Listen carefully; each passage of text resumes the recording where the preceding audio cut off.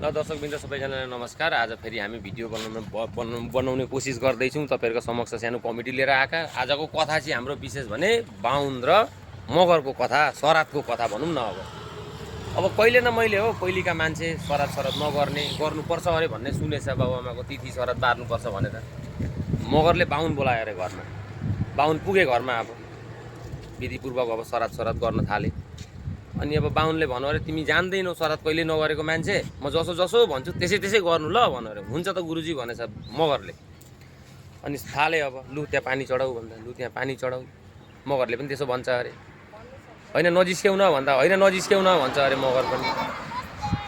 होइन तिमीले के गरेको यस्तो भन्दा तिमीले के गरेको यस्तो भन्नु अरे। रिस उठेछ साथीलाई, बाहुनलाई रिस उठ जिस्काएको भनेर एक झापड दिएछ। उसले पनि मगरले पनि एक झापड हान्दैछ। रिस उठेर बाहुन जुरुक्क उठेर गयो घर आफ्नो।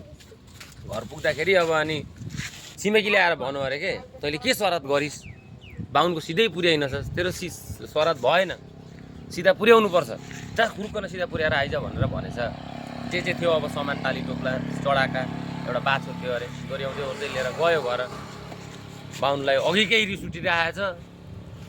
बाहुनको पालो ढोका थुनेर बुवाङ उठेछ मगरलाई। बाटो आउँदाखेरि त्यही मान्छे जसले सिधा पुर्याउनु पर्छ भन्ने मान्छे भेटेछ। पुर्याइस् त सिधा भन्दा पुर्याउनु त पुर्याए, सराद गर्न साह्रै सजिलो, सिधा चाहिँ पुर्याउन साह्रै गाह्रो पर्दो रहेछ भन्नु अरे गोदाइ खाएर।